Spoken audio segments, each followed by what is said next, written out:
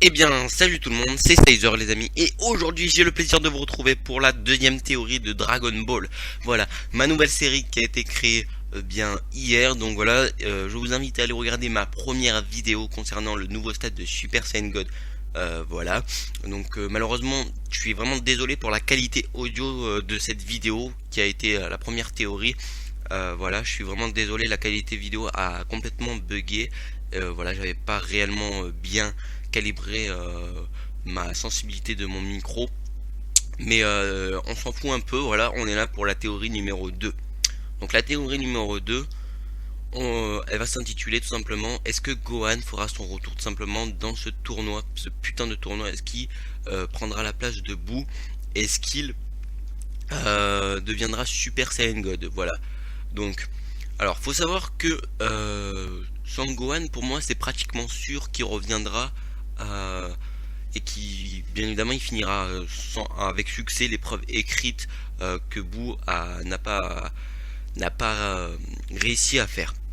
Alors, faut savoir que on n'a pas encore d'informations sur l'épreuve écrite, mais il se peut tout simplement que un joueur de l'univers 7 remplace Boo pour combattre une deuxième fois, c'est-à-dire que Goku pourra le faire une deuxième fois. Donc je vous rappelle bien évidemment que ce n'est qu'une théorie, et tout ce que je dis, c'est vraiment mon point de vue, et donc voilà. Donc pour moi, c'est pratiquement sûr qu'il fera son retour.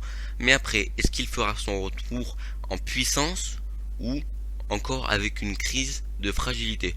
On se rappelle, Sangohan, bien évidemment, il a un potentiel vraiment très élevé depuis sa naissance.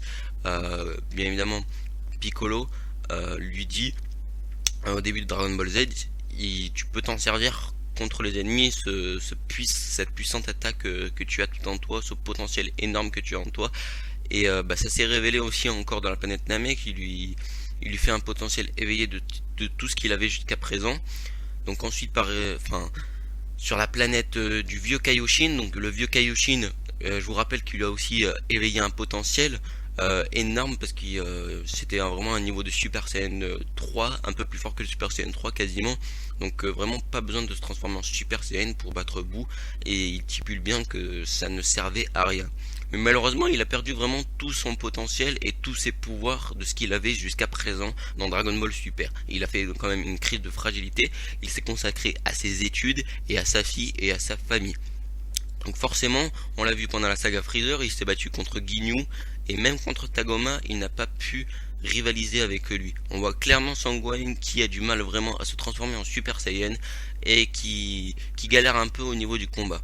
Mais là, est-ce que si Sangohan se euh, s'entraînerait avec Whis, excusez-moi pour le blanc, s'entraînerait avec Whis, pourrait-il devenir beaucoup plus fort? Parce qu'on le voit quand même, si Sangohan s'entraîne avec des personnes, il est beaucoup plus puissant que s'il s'entraîne tout seul. On l'a vu bien évidemment quand il s'entraîne avec Goku et Piccolo avant les cyborgs, il a gagné un peu de puissance. Et ensuite on le voit aussi, Sangohan peut atteindre des niveaux de puissance extraordinaires quand même. Je sais pas si vous vous en rendez compte, mais Sangoku était vraiment impressionné par le fait que Sangohan n'est même pas passé par le Dain Nansenku. Donc je vous invite à aller voir ma vidéo spéciale pour les Super Saiyan pour voir ce que je parle. Mais il n'a même pas eu besoin de stade de Super Saiyan pour dépasser le Super Saiyan Full Power, et donc arriver au Super Saiyan 2 sans réellement problème.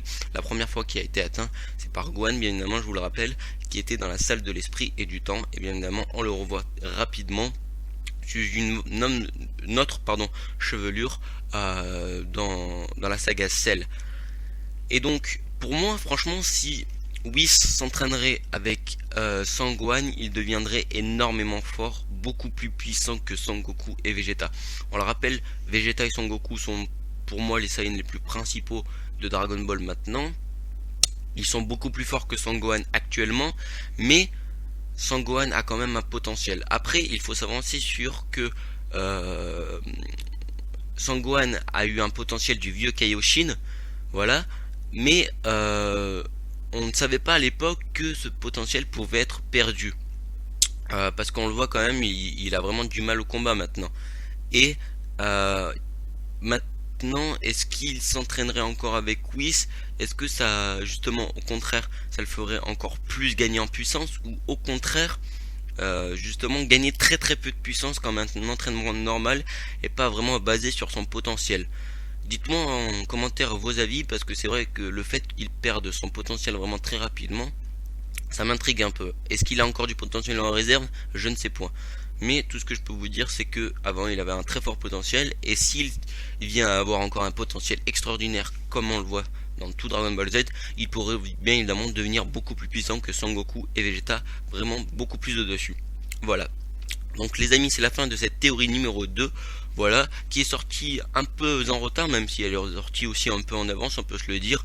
Voilà, un jour après le Super Saiyan God Super Saiyan. Je vous invite à aller voir d'ailleurs ma première vidéo, même si la qualité audio pardon, n'était pas vraiment à 100% très très bonne. Voilà, moi je vous dis à la prochaine les amis, j'espère que cette série vous plaît, n'hésitez pas à me dire en commentaire vos théories que vous voulez que je fasse. Vraiment, je suis vraiment très preneur, même si en ce moment j'ai beaucoup bossé sur certains titres de théorie, et je peux vous dire que j'ai beaucoup de vidéos en réserve. Moi je vous dis à la prochaine les amis, prenez soin de vous, et on se retrouve prochainement pour la théorie numéro 3, pour le ki du Namek God de Piccolo-san. Allez, bye tout le monde.